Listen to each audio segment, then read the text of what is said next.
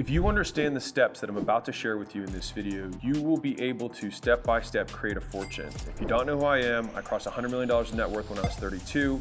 We have a portfolio at acquisition.com that is $200 million a year. It took me way too long to learn how fortunes are built. If you imagine the amount of people that you have sold in your lifetime in whatever business you have, whatever it is, side hustles, gigs, anything, and you were to instead add up all of them together, and then they continued to pay you month over month over month at whatever price you sell stuff at, how much bigger would your business be?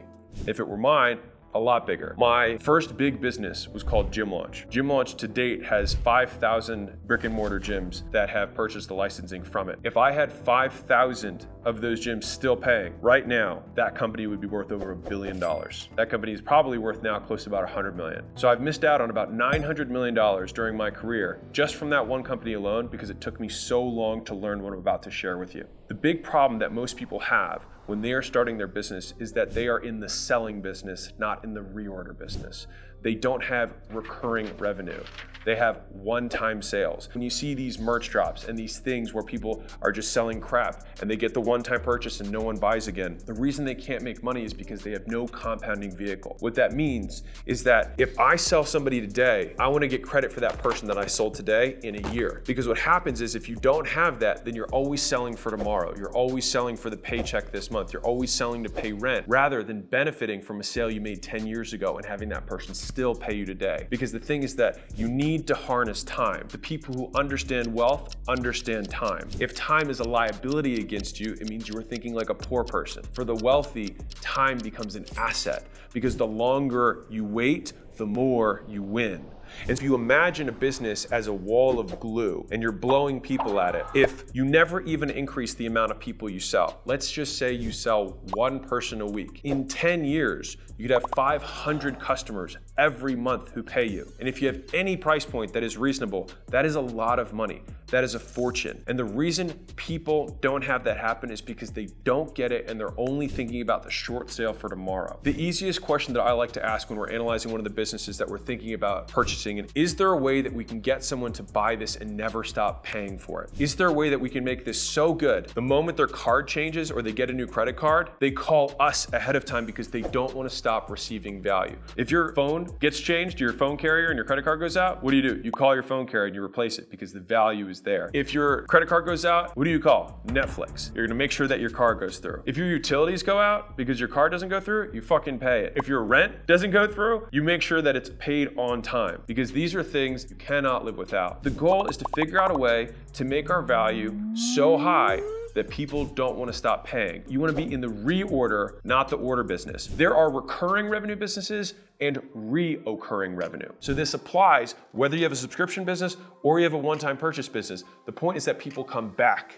Facebook is a massive company. They do not have a recurring revenue model. They have a reoccurring revenue model, meaning I go to the Facebook store today, I buy some eyeballs, and tomorrow I might go back again and buy more eyeballs. I don't have a subscription, but I reorder over and over and over again. So the question that I ask the portfolio companies that when we're trying to grow them early on and really get the product to be exceptional is, if tomorrow you could not market anything, you could not get any new customers whatsoever, and the only thing you had were the customers you have today, and any new customer that you get could only come from referral and word of mouth of the people you have right now, how differently would you treat them? How different would their experience be? And how much better would your product be if the only way you could get new customers was them sending new business your way? When you start thinking like that, you start thinking like the wealthy, not like the poor who are always in a rush for the next sale, the next paycheck. Because the reality is you don't get customers to make sales. You make sales to get customers. It's an important distinction. We only transact in order to create the relationship so that we can have revenue again and again and again. You want that customer to exist like a node of revenue in your business that pumps money your way month after month after month. So the big issue is that the stuff that most people sell sucks. They're constantly focused on promotion. They're constantly trying to find the next customer because they haven't confronted the real issue is that you're just not that good. And that's okay.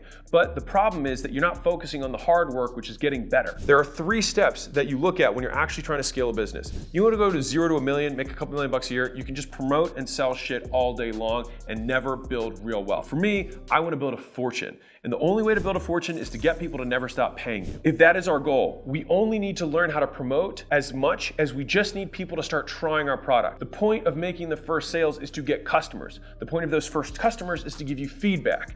And you keep getting feedback and not even caring too much about how hard you're marketing, because the goal is to get the product and service better and better and better. And this is why most people can't scale, because they start selling a little bit and say, oh, I should promote even more. But the problem is they never fix the product. They keep selling more and more shit. And then what happens is, if you sell 100 people this month, you have to sell 100 people next month just to maintain. And then the month after that, if you bump to 200 new sales a month, then the next month you have to sell 200 just to maintain. But if you have 10 customers a month and they never leave you, in 5 years, you have 600 customers a month that are paying you only with 10 new customers a month. When you get customers who do not leave you, you can afford any marketing. You can afford to outspend everyone. There's a company that we're about to make a huge investment in, and right now, their lifetime value per customer compared to their competition is 10x, and their cost to acquire a customer is the same as their competition.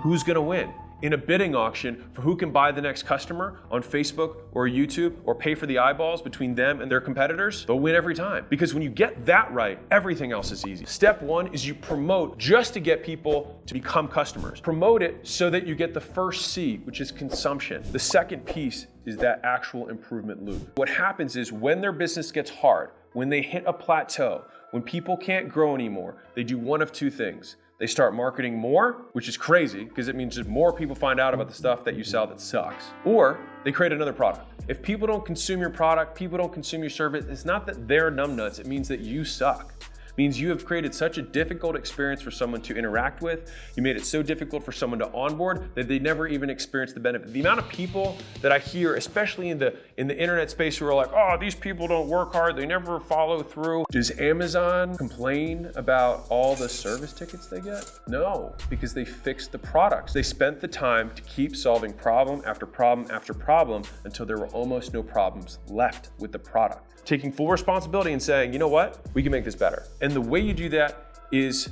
through surveying the customers to figure out what you can do better, looking at their client experience, looking at the results, seeing if you can make it happen faster, seeing if you can make it happen easier, making sure that you've added so much value that there's no one else that they can compare your product to. You keep doing the feedback loop on those customers until you get a product where people are referring business to you. To add the cherry and sprinkle on top, you make it harder to leave. And if you're in a B2B situation, you want to add in collateral or controlling the money flow. If you work with Stripe, they probably process your money. They control the money flow. They don't worry about decline cards because they collect your money for you up front. The person who controls the money has leverage. And then once you crack that, once you say, I'm only going to sell so that I make sales to get customers, I'm going to continue to improve and iterate the same product over and over and over again until the point where I have so many people who are coming to me because of how good it is, then I'll put gas on it and spend as much money as I can on the marketing, because now I can outspend everyone. In the same marketplace, I'm making 10 times, 100 times more than my competitors, because when people buy from me,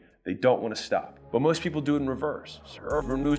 They sell as many as they possibly can, burn all the goodwill they have, and then come out with another product. Put lots of hype around it, sell a bunch of them, and then do it again and again. But they cannot build a compounding vehicle of enterprise value. Because if every single launch, if every single customer that they had sold for the last 10 years were still paying them today, they would have more money they know what to do with. It's not about the price in an absolute term. It's all relative to the value that someone receives.